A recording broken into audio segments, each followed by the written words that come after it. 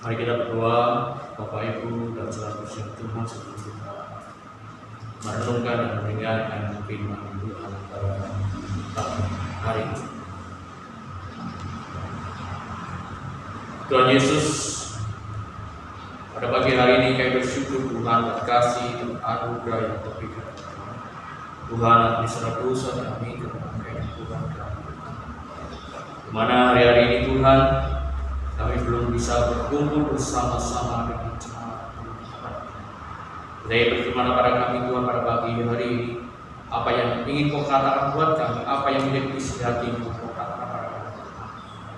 Tuhan, jamaah di dalam firman-Mu dan api Roh Kudus Tuhan, Jalo menyampaikan apa yang Kau kehendaki dalam setiap kehidupan kami untuk melewati hari-hari saat ini ya Bapa. Karena kami tahu Tuhan, tanpa Engkau kami tidak bisa berjalan, kami tidak bisa hidup tanpa-Mu Yesus. Sembunyikan Allah di balik otoritas-Mu, dan kami tahu Tuhan ada kuasa yang mencuri firman-Mu dari kami, dan mencuri sukacita-Mu dari kami Tuhan. Kami di dalam nama Tuhan Yesus. Biar Engkau yang bertata, biarlah Engkau yang berkuasa atas hidup kami. Terima kasih Tuhan, terima kasih. Kami siap Tuhan dibentuk melalui firman-Mu. Kami siap menjadi tanah yang subur. Kami siap Tuhan ditaburi benih firman-Mu. Terima kasih Tuhan, terima kasih. Jadilah nama Tuhan Yesus Kristus. Kami berdoa dan mengucap syukur pada-Mu Tuhan, karena Kau yang punya kerajaan, kemuliaan dan kuasa sampai selama-lamanya. Amin. Salam Bapak Ibu dan saudara Tuhan pada pagi hari ini. Kita bersyukur kita masih dapat berkumpul kembali pada pagi hari ini. Walaupun mungkin kita belum bisa berkumpul bersama-sama di gereja kita, tetapi hari ini kita belajar bersama-sama firman Tuhan. Mungkin seringkali kita mendengarkan firman Tuhan tentang akhir zaman atau kesudahan zaman di dunia ini, tetapi mungkin kita berpikir, kenapa kita sudah sering mendengarnya, tetapi kenapa Tuhan tidak datang-datang? Jadi barisan Tuhan, pada pagi hari ini kita akan merenungkan sebuah firman Tuhan, bahwa kita juga harus mempersiapkan diri kita. Kita harus melakukan yang terbaik di masa-masa yang sulit. Kita juga harus menggunakan iman kita di hari-hari yang semakin tidak menentu. Baik barisan Tuhan, pada pagi hari ini saya akan membagikan sebuah firman Tuhan, bahwa kita untuk mempersiapkan diri untuk menyambut kedatangan Tuhan yang kedua kali. Karena kedatangan Tuhan kedua kali bukan hanya akhir zaman, tetapi ketika kita dipanggil Tuhan dalam kematian, itu juga harus kita siapkan dalam hidup kita. Mari kita buka dalam Injil Matius pasal yang ke-25. Injil Matius pasal yang ke-25, ayat yang pertama sampai ayat yang ke-13. Injil Matius pasal 25, ayat yang pertama sampai ayat yang ke-13. Bapak Ibu dan saudara Tuhan, pada pagi hari ini mari kita akan baca bergantian. Saya akan membaca ayat yang ganjil, Bapak Ibu baca ayat yang genap. Demikian firman Tuhan, Matius 25, mulai ayat yang pertama. Pada waktu itu, hal kerajaan surga seumpama 10 gadis yang mengambil pelitanya dan pergi menyongsong mempelai laki-laki. 5 di antaranya bodoh dan 5 bijaksana. Gadis-gadis yang bodoh itu membawa pelitanya, tetapi tidak membawa minyak. Sedangkan gadis-gadis yang bijaksana itu membawa pelitanya dan juga minyak dalam buli-buli mereka. Tetapi karena mempelai itu lama tidak datang juga, mengantuklah mereka semua lalu tertidur. Waktu tengah malam terdengarlah suara orang berseru, "Mempelai datang, songsonglah dia." Gadis-gadis itu pun bangun semuanya lalu membereskan pelita mereka. Gadis-gadis yang bodoh berkata kepada gadis-gadis yang bijaksana, "Berikanlah kami sedikit dari minyakmu itu, sebab pelita kami hampir padam." Tetapi jawab gadis-gadis yang bijaksana itu, "Tidak, nanti tidak cukup untuk kami dan untuk kamu. Lebih baik kamu pergi kepada penjual minyak dan beli di situ." Akan tetapi, waktu mereka sedang pergi untuk membelinya, datanglah mempelai itu dan mereka yang telah siap sedia masuk bersama-sama dengan dia ke ruang perjamuan kawin, lalu pintu ditutup. Kemudian datang juga gadis-gadis yang lain itu dan berkata, "Tuan, Tuan, bukakanlah kami pintu." Tetapi ia menjawab, "Aku berkata kepadamu, sesungguhnya aku tidak mengenal kamu." Ayat 13, mari kita baca bersama-sama. "Karena itu berjaga-jagalah, sebab kamu tidak tahu akan hari maupun akan saatnya." Amin. Bapak, Ibu, dan saudara Tuhan, kita memang tidak tahu kapan kedatangan Tuhan yang kedua kali ke dunia ini, kapan akhir zaman itu akan datang. Tetapi bagi Tuhan, mengapa hari ini saya memberikan tema, yaitu bahwa kita harus mempersiapkan diri. Yang pertama, bagaimana kita mempersiapkan diri dengan baik. Yang pertama, kita melihat di sini ada dua gambaran tentang gadis-gadis yang bijaksana dan gadis-gadis yang bodoh. Di ayat yang ketiga dan ayat yang pertama sampai 4 di situ dikatakan seperti ini. Pada waktu itu, hal kerajaan surga seumpama 10 gadis yang mengambil pelitanya dan pergi menyongsong mempelai laki-laki. 5 di antaranya bodoh dan 5 bijaksana. Gadis-gadis yang bodoh itu membawa pelitanya, tetapi tidak membawa minyak. Sedangkan gadis-gadis yang bijaksana itu membawa pelitanya dan juga minyak dalam buli-buli mereka. Bapak Tuhan, ini menggambarkan seperti saya gambarkan tentang kehidupan kita, bahwa bagaimana kita mempersiapkan diri dengan baik ketika kita akan menyambut seorang mempelai. Saya gambarkan ketika kita akan pergi ke pesta, kita sudah mendapatkan undangannya, kita sudah tahu pasti waktunya. Tetapi kalau kita berhubungan dengan Tuhan, kita tidak tahu kapan waktunya Tuhan datang. Nah, ketika kita mau menghadiri sebuah pesta, tentunya kita mempersiapkan segala sesuatunya dengan baik. Baik pakaian kita, apa yang akan kita berikan, apa yang kita rencanakan ketika di dalam pesta itu, ketika kita menghadiri pesta tersebut, kita pasti akan mempersiapkan segala sesuatunya dengan baik. Nah, demikian juga dalam hidup kita sebagai orang percaya, kita sebagai anak-anak Tuhan, kita sebagai anak-anak Yesus, untuk menyambut kedatangan Tuhan yang kedua kali, yaitu kedatangan mempelai, yaitu Yesus Kristus datang ke dunia ini untuk kedua kali. Tentunya kita tidak boleh terlena dengan kehidupan kita yang secara jasmani. Kita tidak terlena dengan kehidupan apa yang dilihat oleh mata kita. Tetapi kita seringkali banyak orang yang melupakan kehidupan yang secara rohani. Nah, Bapak Tuhan, bahwa ketika kita mempersiapkan diri kita dengan baik, tentunya kita mempersiapkan segala sesuatunya. Kita mempersiapkan apa yang kita perlukan, sama seperti 5 gadis bijaksana ini. Karena mereka tidak tahu kapan mempelai itu akan datang, sehingga mereka mempersiapkan buli-buli minyak untuk dibawa, supaya ketika mempelai datang, mungkin pelitanya akan mati, dia sudah mempersiapkan segala sesuatunya. Saya yakin gadis-gadis ini tidak hanya mempersiapkan itu, tetapi pakaiannya juga mungkin mempersiapkan yang lebih baik.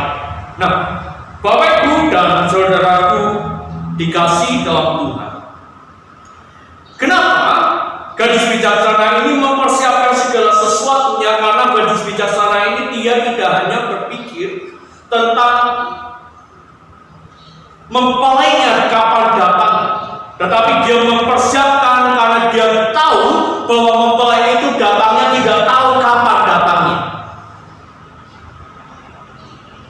Ya, dengan jelas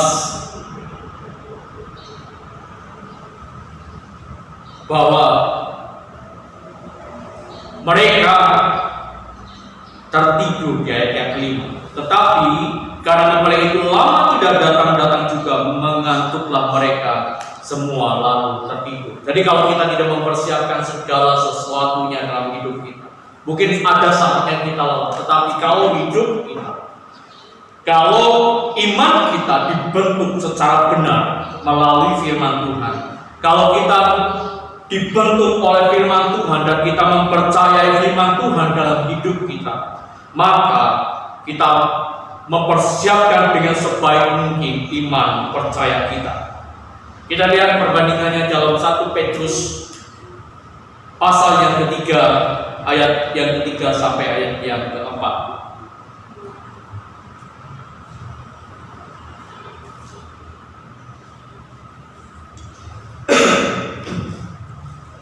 1 Petrus 3 ayat 3 sampai ayat yang keempat. Bagaimana kita mempersiapkan diri kita sebagai orang untuk menantikan kedatangan Tuhan. Di sini dikatakan di 1 Petrus 3 ayat 3. 1 Petrus 3 ayat 3 sampai ayat yang keempat. Demikian firman Tuhan. Perhiasanmu janganlah secara lahiriah, yaitu dengan mengepang-ngepang rambut, memakai perhiasan emas, atau dengan mengenakan pakaian yang indah-indah. Tetapi perhiasanmu ialah manusia batinnya yang tersembunyi, dengan perhiasan yang tidak binasa, yang berasal dari roh yang lemah lembut dan tentram, yang sangat berharga di mata Tuhan.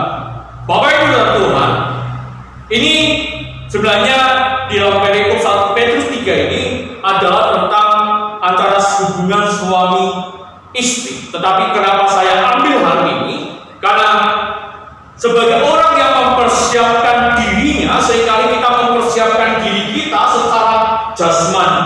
Kita mempersiapkan diri kita yang bisa kelihatan. Tetapi Tuhan di dalam 1 Petrus ini ingin bahwa hidup kita bukan hanya yang kelihatan secara jasmani saja, tetapi kita harus mempersiapkan secara yang batini atau rohani. Kenapa? Karena hal ini perlu dalam kehidupan kita sebagai orang yang percaya, yang mempersiapkan diri untuk kedatangan Tuhan yang kedua kali. Karena kalau kita hanya fokus kepada hal-hal yang lahiriah, kita hanya fokus kepada hal-hal yang secara duniawi, kita hanya fokus kepada sesuatu yang kelihatan, maka itu tidak membuat kita, atau itu semua tidak bisa menjamin kita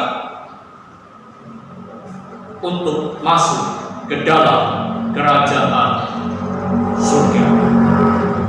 Bapak Ibu dan saudara-saudaraku yang dikasihi Tuhan. Jadi Tuhan menginginkan bukan hanya yang kelihatan, yaitu pakaian yang kita mewah secara lahiriah, mungkin rumah kita mewah secara lahiriah, mungkin perhiasan kita perhiasan yang mahal-mahal.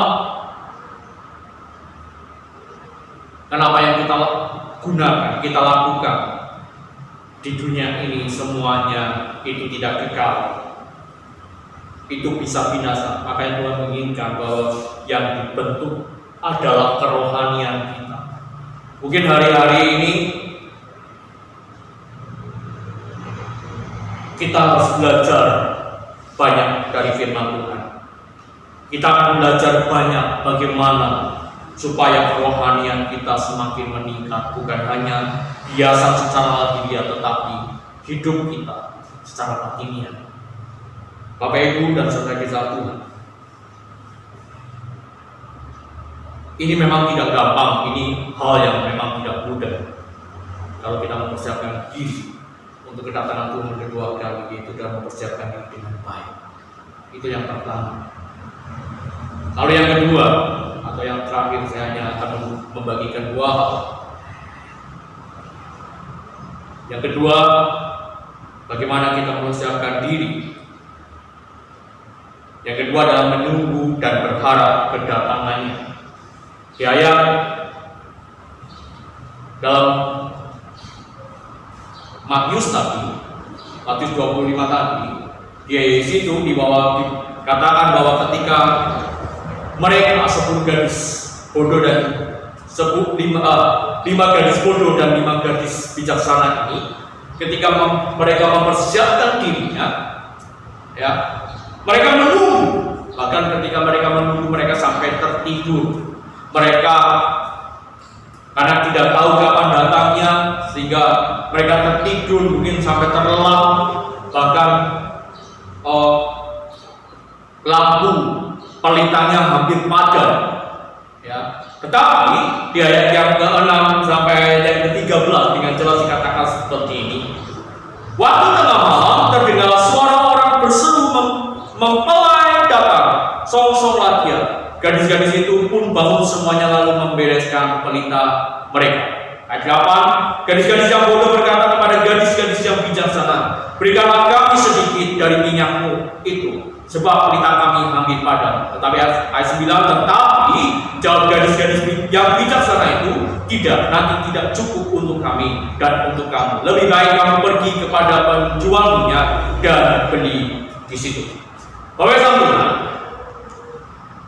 bahwa ketika kita mempersiapkan diri untuk kedatangan Tuhan, ada saatnya bahwa ketika kita mempersiapkan diri dengan baik, tetapi kalau kita tidak mempersiapkan diri dengan baik dan kedatangan Tuhan itu datang dengan segera, maka apa yang kita usahakan selama ini, iman percaya kita kepada Tuhan selama ini bisa menjadi sia-sia dan terlambat.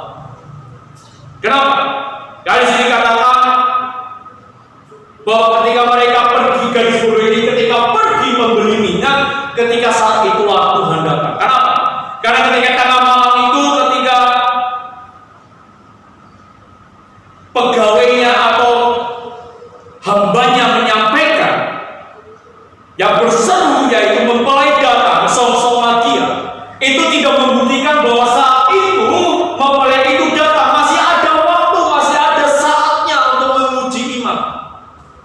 Sehingga gadis bijaksana ini berkata kepada 5 gadis bodoh ini, ketika mereka meminta minyak, mereka tidak bisa mendapatkan. Karena hal kerohanian, hal tentang hidup kita tidak bisa meminta kepada orang lain. Yang membuat kita selamat, kita tidak bisa meminta kepada anak kita. Kita tidak bisa meminta kepada orang tua kita supaya kita mendapatkan keselamatan. Yang harusnya kita lakukan, yaitu adalah diri kita sendiri harus mempersiapkan iman untuk menunggu dan berharap tentang kedatangan Tuhan. Ya, kita tahu menunggu itu hal yang menjenuhkan. Menunggu dan berharap itu hal yang membuat kita mungkin bisa saja emosi.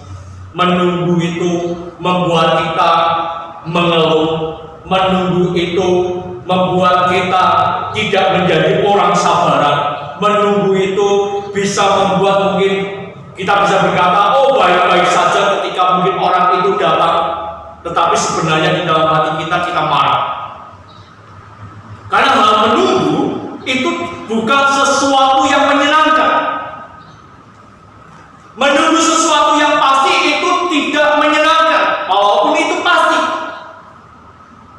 Sama dengan halnya kedatangan Tuhan yang sering kali mungkin kita mendengarkan firman-Nya berulang-ulang, siapapun hamba Tuhan yang mungkin kita pernah mendengarkan firman Tuhan tentang akhir zaman, mengenai kedatangan Tuhan kedua kali. Tetapi mungkin kita berpikir, kenapa hal itu belum terjadi sampai hari ini. Itu membuat seringkali banyak orang tidak percaya. Itu membuat orang goyah. Itu yang membuat orang semakin tidak menentu untuk tetap berpegang teguh kepada Tuhan. Bapak Ibu dan saudara kasihan Tuhan, karena menunggu kedatangan Tuhan bisa merubahkan segala sesuatu yang ada di dalam hidup kita. Segala sesuatu kerohanian kita pun bisa berubah.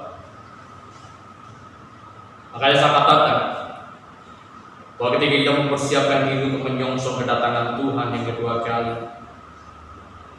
kita harus siap menunggu dan berharap kepada Tuhan sampai hal itu dinyatakan oleh Tuhan kita Yesus Kristus. Kenapa saya katakan bahwa orang diselamatkan itu bukan karena kita minta kepada orang lain. Kerohanian kita tidak bisa meminta kepada orang lain. Yang bisa menentukan kerohanian kita bisa bertumbuh, yang bisa menentukan bahwa kita bisa semakin takut di dalam Tuhan, itu adalah diri kita sendiri. Sebagai ayat yang penutup, kita buka di dalam Yehezkiel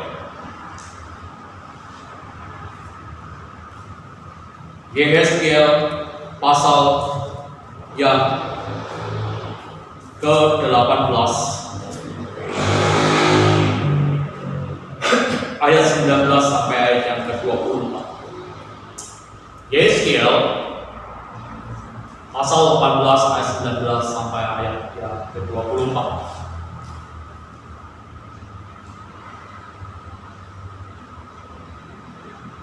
Demikian firman Tuhan akan saya bacakan, Yehezkiel 18 ayat 19 sampai 24. Tetapi kau berkata, mengapa anak tidak turut menanggung kesalahan ayahnya? Karena anak itu melakukan keadilan dan benar, melakukan semua ketetapanku dengan setia, maka ia pasti hidup. Orang yang berbuat dosa itu yang harus mati. Anak tidak akan turut menanggung kesalahan ayahnya, dan ayah tidak akan turut menanggung kesalahan anak. Orang benar akan menerima berkat kebenarannya, dan sikap orang fasik akan tertanggung atas. Ayat 21. Tetapi jika orang fasik bertobat dari segala dosa yang dilakukannya dan berpegang pada segala ketetapanku serta melakukan keadilan dan kebenaran, ia pasti hidup. Ia tidak akan mati. Segala durhaka yang dibuatnya tidak akan diingat-ingat lagi terhadap dia. Ia akan hidup karena kebenaran yang dilakukannya. Apakah aku berkenan kepada kematian orang fasik? Demikian firman Allah. Bukankah kepada pertobatannya supaya ia hidup? Jika orang benar berbalik dari kebenaran dan melakukan kecurangan seperti segala kekejian yang dilakukan oleh orang fasik, apakah ia akan hidup? Segala kebenaran yang dilakukannya tidak akan diingat-ingat lagi. Ia harus mati karena ia berubah setia dan karena dosa yang dilakukannya. Amin. Bapak Ibu Saudara, dari Yehezkiel ini kita diingatkan, bukan hari ini, bukan saat kita hidup yang kita lakukan demi kebaikan, segala sesuatu yang kita lakukan demi kebaikan dalam hidup kita.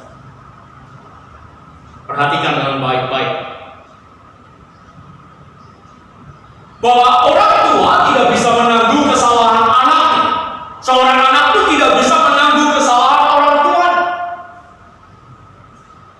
Kalau anak itu tidak takut akan Tuhan, dia bermain-main dengan Tuhan, dia menyepelekan firman Tuhan, maka itulah yang ditanggung oleh dia ketika dia mati.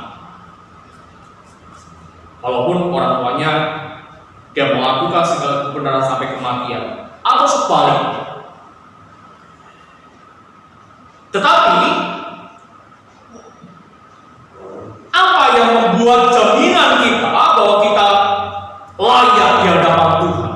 sebagai mempelai Tuhan adalah ketika kita melakukan dalam hidup kita kebenaran firman Tuhan.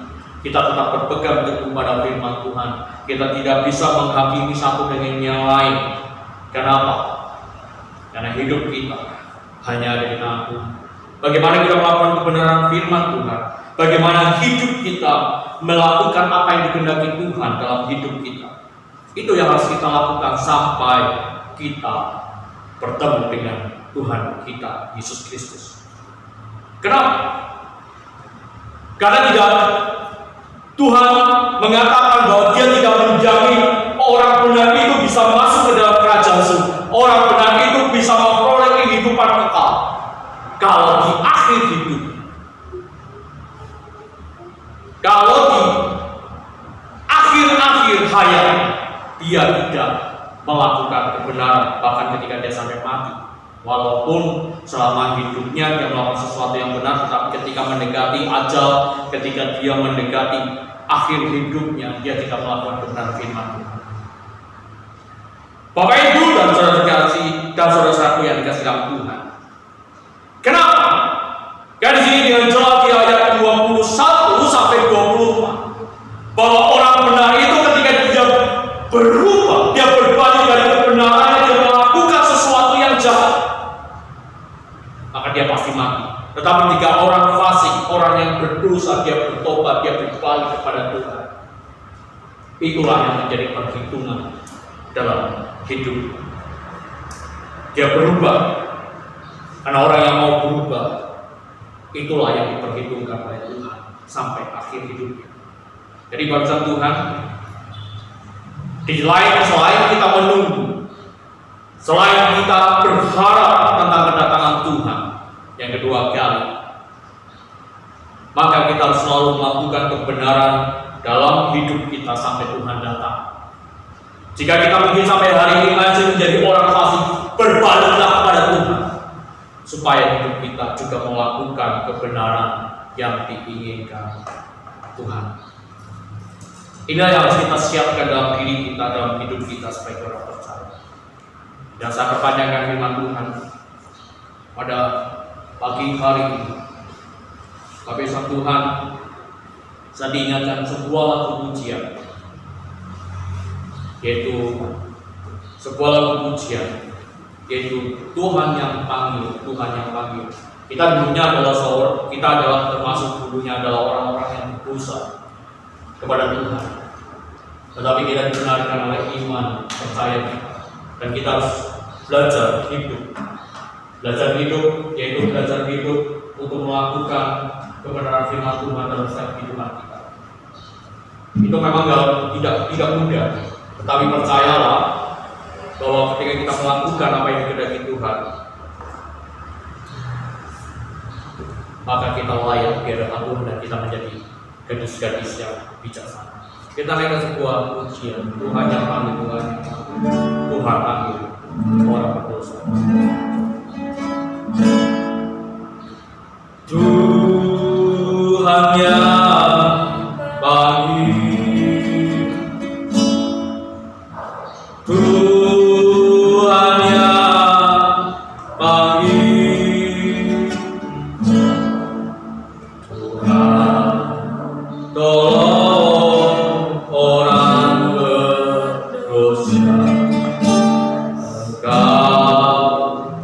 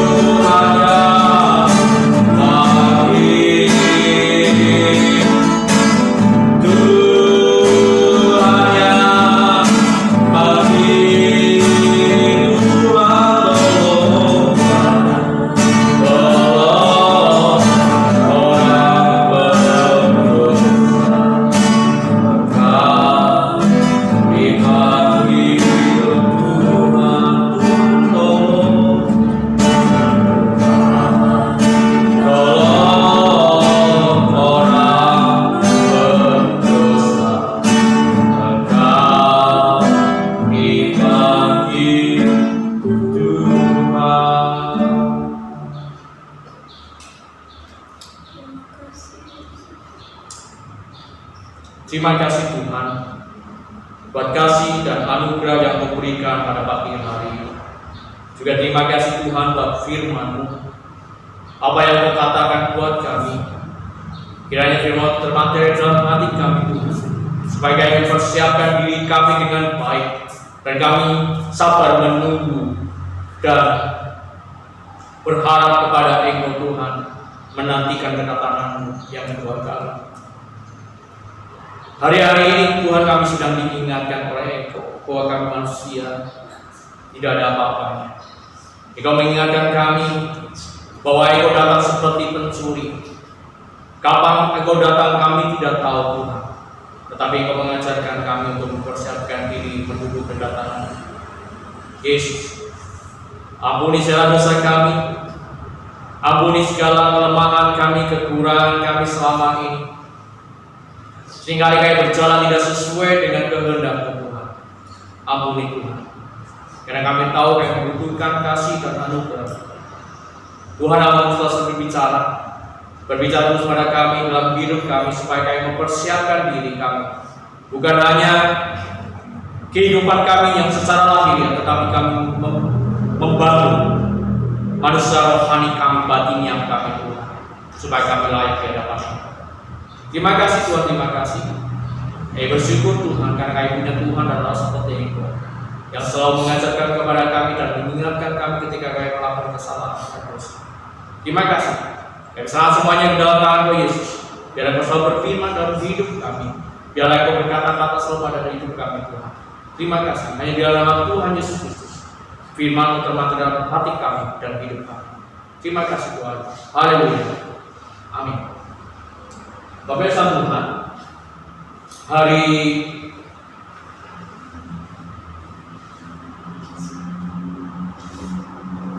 tanggal 21 besok kita akan memperingati hari yaitu kenaikan Yesus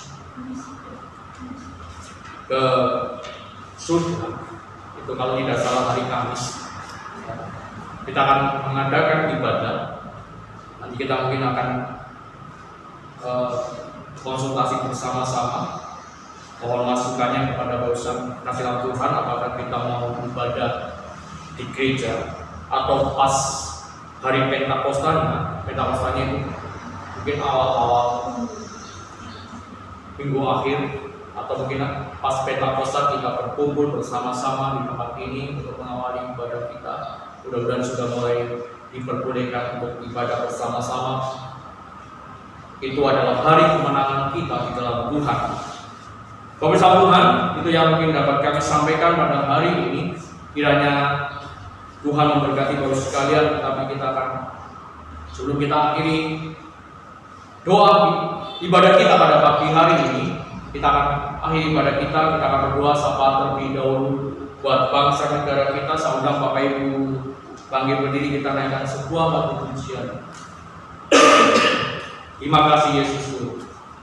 Terima kasih Yesus. Kita naikkan pujian itu bersama-sama. Kita naikkan pujian. Terima kasih Yesus. Terima kasih Yesus. Terima kasih Yesusku. Terima kasih Yesusku.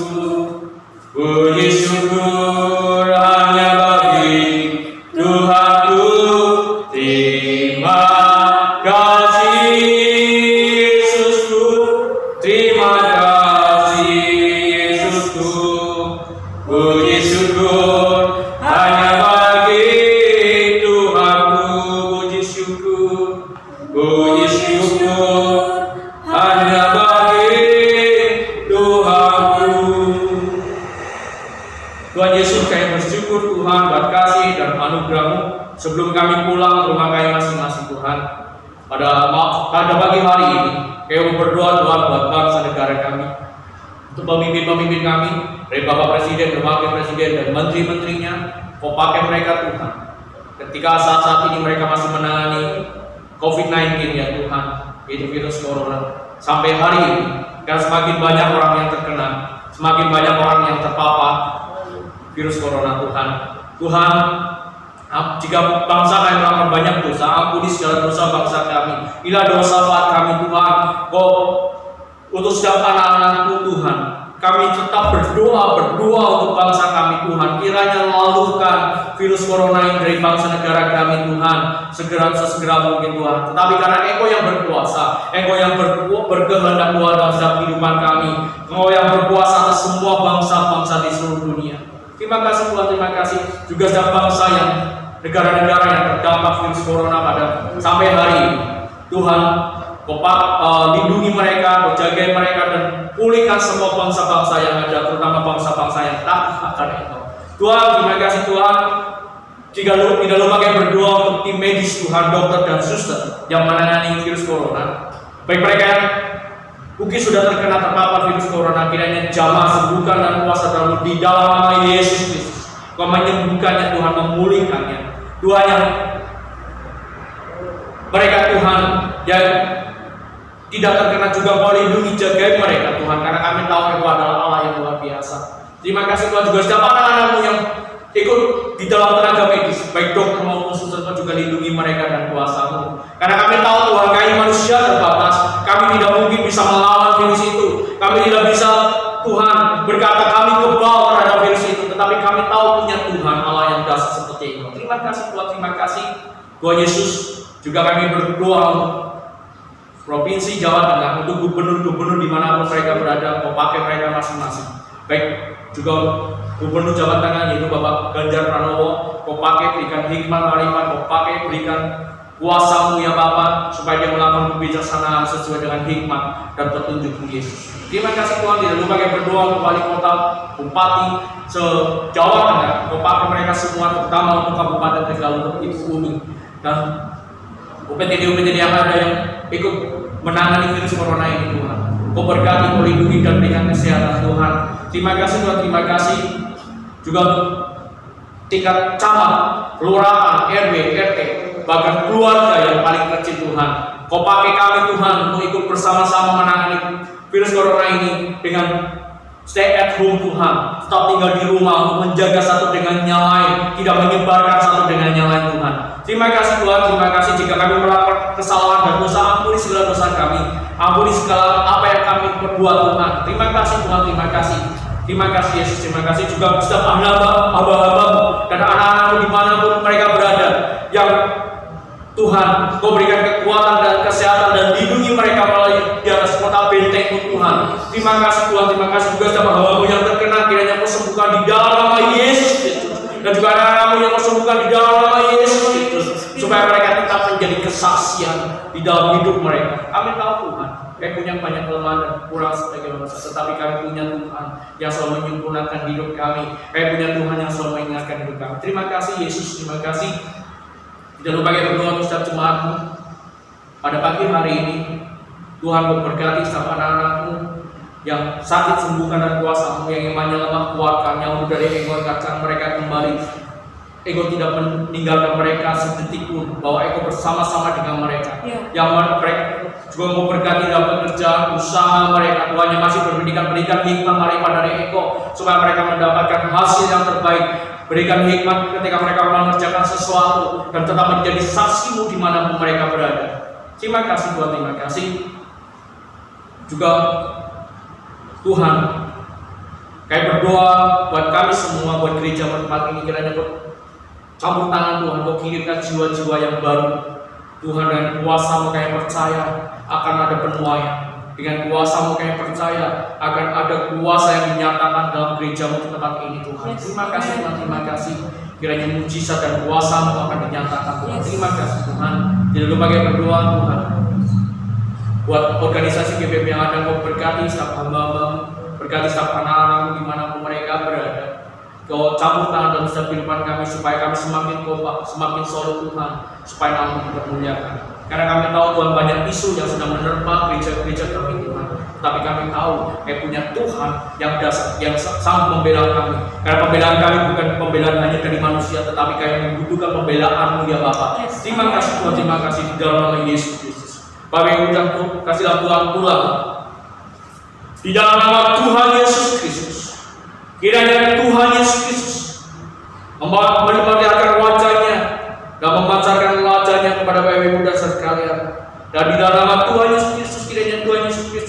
Bapak Ibu kepala, bukan ekor. Dan di dalam nama Tuhan Yesus Kristus, kiranya Tuhan Yesus memberkati Bapak Ibu sekalian dan menjadikan berkat. Dan kemanapun beliau melangkah, berkat itu mengalir. Dan apa yang dikerjakan oleh Bapak Ibu dan saudara sekalian dibuatnya berhasil. Dan di dalam nama Tuhan Yesus Kristus, kiranya Tuhan Yesus memberikan damai sejahteranya dalam keluarga kita, rumah tangga kita, dan kepada anak-anak kita. Dan kiranya Tuhan Yesus Kristus menyertai kita. Sekarang sampai Tuhan Yesus menyebut kita sebagai saleh-salehnya, Maranatha, kedatangan Tuhan kedua kali. Dan kiranya Tuhan Yesus melindungi kita dalam kota bentengnya dan mengangkat kita di atas gunung batu keselamatannya. Di dalam nama Tuhan Yesus kami kerajaan, kemuliaan dan kuasa sampai selama-lamanya. Bapa, terima kasih. Bapa, terima kasih. Bapa,